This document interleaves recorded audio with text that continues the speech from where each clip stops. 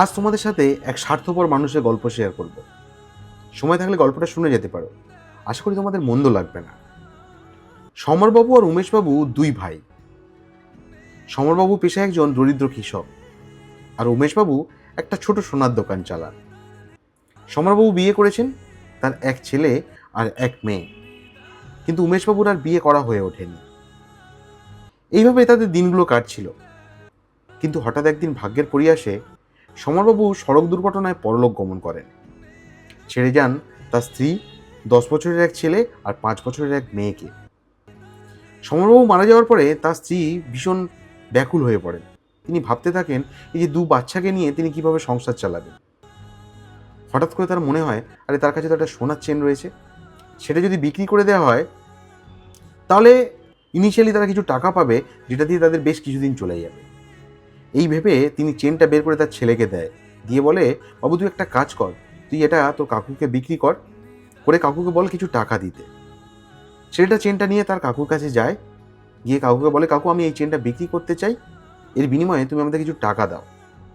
কাকু চেনটা হাতে নেয়, ছেলেটাকে বলে, দেখ বাবা, এটা অনেক দাম বুঝলি, তুই যদি এখন বিক্রি করে দিস তেমন একটা মূল্য পাবি না, বরং তুই একটা কাজ কর, আমি তোকে কিছু টাকা দিচ্ছি, যেটা দিয়ে তুই বাড়ির রেশন কেন, কেমন?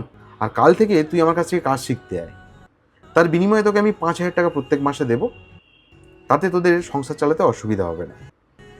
তো যথারীতি ছেলেটা তার বাড়ি যায়। পরের দিন থেকে ছেলেটা কাজে আসে। কাজের ফাঁকে ফাঁকে সে কিন্তু পড়াশোনা চালিয়ে যায়। আজকে সে উচ্চ মাধ্যমিক পাস করেছে, আর কাজ শিখতে শিখতে একজন দক্ষ কারিগর হয়ে গেছে। দেশ বিদেশের বিভিন্ন জায়গা থেকে তার কাছে লোক আসে সোনার কাজ করানোর জন্য। উমেশবাবু আজকের তার স্যালারি দেন 20,000 টাকা। পাশের এক স্বর্ণকার একদিন ছেলেটাকে ডেকে তাকে জিজ্ঞেস করা যে, তোর কাকু তোকে কত মাইনে দেয়? তখন বলে, কাকু আমাকে 20,000 টাকা দেয়।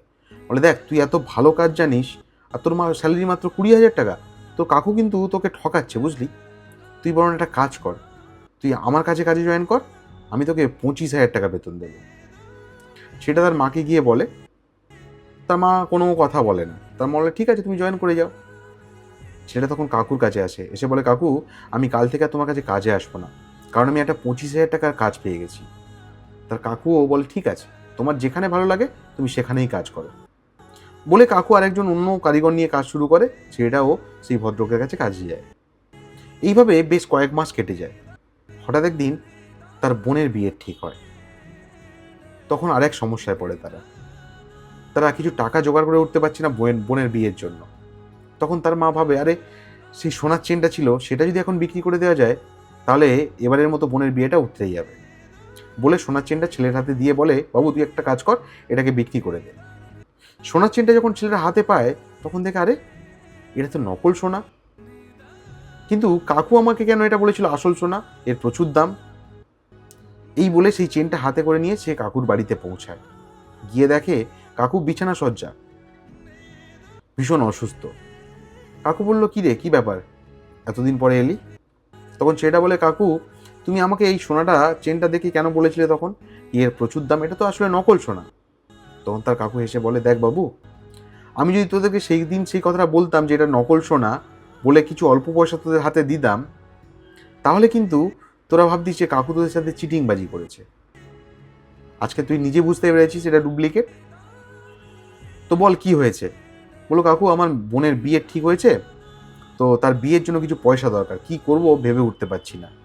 তখন কাকু বললো, তুই একটা কাজ কর, ওই আলমারিটা খোল, ওখানে একটা ফাইল আছে, ফাইলটা নিয়ে আয়। ফাইলটা নিয়ে এসে সে দেখলো তার মধ্যে একটা দলিল রয়েছে, একটা কাগজ রয়েছে। দলিলটাতে বললো, দলিলটা পড়ে দেখতো।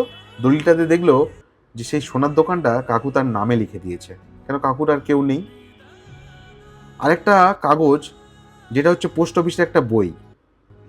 কাকু তার মাইনে থেকে প্রত্যেক মাসে কিছু কিছু টাকা জমিয়ে একটা বই বানিয়ে দিয়েছিল, যেখানে আজকে প্রায় 1.5 লক্ষ টাকার মতো রয়েছে। কাকু বললো, একটা কাজ কর, এই বইটা পোস্ট অফিসে গিয়ে ভাঙিয়ে নে, তাহলে তোর বোনের বিয়ে হয়ে যাবে, অসুবিধা হবে না। তখন ছেলেটা তার কাকুর পায়ে হাতে জড়িয়ে ধরে কাঁদতে শুরু করে, কাকু আমরা বড় ভুল করে ফেলেছি গো, তোমাকে আমরা বুঝতে পারিনি। মোরাল অফ দ্য স্টোরি, তোমার যখন ভালো সময় আসবে তুমি দেখবে তোমার অনেক বন্ধুবান্ধব, অনেক আত্মীয় স্বজন তোমার পাশে এসে দাঁড়াবে, কিন্তু সেই মানুষটাকে কখনো ভুলো না, যে মানুষটা তোমার খারাপ সময় তোমার পাশে এসে দাঁড়িয়েছিল। যাই হোক, আজকে গল্পটা এখানেই শেষ করলাম। গল্পটা কেমন লাগলো একবার অবশ্যই কিন্তু কমেন্টে জানাতে ভুলো না। বাই বাই, সবাই ভালো থেকো, সুস্থ থেকো, সবাইকে ভালো রেখো।